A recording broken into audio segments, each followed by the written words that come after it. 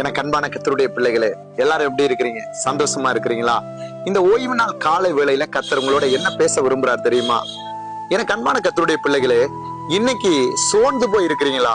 இன்னைக்கு வயசாயிருச்சு, ஒருவேளை இன்னும் ஆண்டவருக்காக நான் எழும்பி என்ன செய்ய முடியல, பிரகாசிக்க முடியல, ஆண்டவருக்காக ஓட முடியல, கர்த்தருடைய வேலையை செய்ய முடியல. இன்னைக்கு ஏதோ ஒரு சோர்வு உங்களை நெருக்கிட்டே இருக்கு. அது போல இன்னைக்கு வாலிப தம்பிமார்கள், வாலிப தங்கச்சிமார்கள், இந்த காலை வேளையில யாரெல்லாம் கர்த்தருடைய சத்தத்தை கேட்கிறீங்களோ, நீங்க பலவீனப்பட்டு ஏதோ ஒரு பாவத்துல இன்னைக்கு சிக்கி இருக்கலாம்.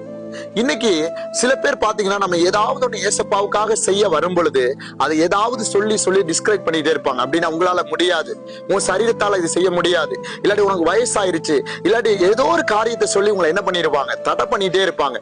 நம்ம அவங்க வார்த்தைகளை கேட்டு நம்ம என்ன பண்ணிடுவோம், சோர்ந்து போயிருவோம். ஆனா எரேமியா தீர்க்கதரிசன புஸ்தகத்துல 12வது அதிகாரத்துல 5வது வசனத்துல ஏசப்பா உங்களுக்கு வாக்கு கொடுக்கிறாரு. நீ காலாட்களோட ஓடும் போது உன்னை இளைக்க பண்ணினார்களானால் குதிரைகளோட எப்படி சேர்ந்து ஓடுவாய்? இந்த காலாட்கள் யார் அப்படின்னா, இன்னைக்கு ஒரு நாட்டுல 3 படை ரொம்ப முக்கியமானது. அது பாருங்க, ஒண்ணு விமானப்படை, அதுக்கப்புறம் தரப்படை, அதுக்கப்புறம் கப்பற்படை.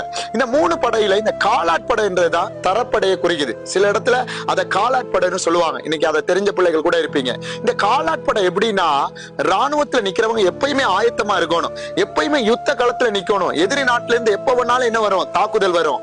அது போலதான் நாமளும் ஒரு காலாட்படை தான். எந்த காலாட்படைனா, கடைசி கால யுத்த காலப்பட. அப்படின்னா கடைசி காலத்துல பிசாசோட போராடி ஜனங்களை பாவத்துல இருந்து மீட்டு பரலோகத்துக்கு அனுப்புற காலாட்பட. அப்ப நாங்க எவ்வளவு ஆயத்தமா இருக்கணும். இந்த நாட்களை நம்ம சோர்ந்து போலாமா? அது போல அடுத்த வார்த்தை சொல்றாரு பாருங்க, நம்ம சோர்ந்து போயிட்டோம்னா குதிரைகளோட எப்படி ஓட முடியும்? குதிரையுடைய வேகம் எப்படி இருக்கும் உங்களுக்கு நல்லாவே தெரியும். ஒரு குதிரை பாருங்க, வேகத்தை அதை நம்ம கணிக்க முடியும், அவ்வளவு வேகமா ஓடும். அப்ப நம்ம சோர்ந்துட்டோம்னா அந்த குதிரை கொத்த பலன் நமக்கு என்ன இருக்காது, ஆண்டவர் தந்தாலும் அதை நம்ம பிரயோஜனப்படுத்த முடியாம போயிடும். அதனாலதான் அடுத்த சொல்றாரு, நீ சமாதானம் உள்ள தேசத்திலே அடைக்கலம் தேடினால். அப்படின்னா இன்னைக்கு எல்லாமே இருக்கு, நம்முடைய தேசத்துல எந்த குறைவில்லை, எந்த பஞ்சங்கள் இல்ல, எல்லாமே நல்லா இருக்குன்னு சொல்லி இன்னைக்கு நல்ல தேசத்தை நீங்க தேடினீங்கன்னா, யோர்தான் அதுக்கு ஆவிக்குரிய அர்த்தம் மரணம்.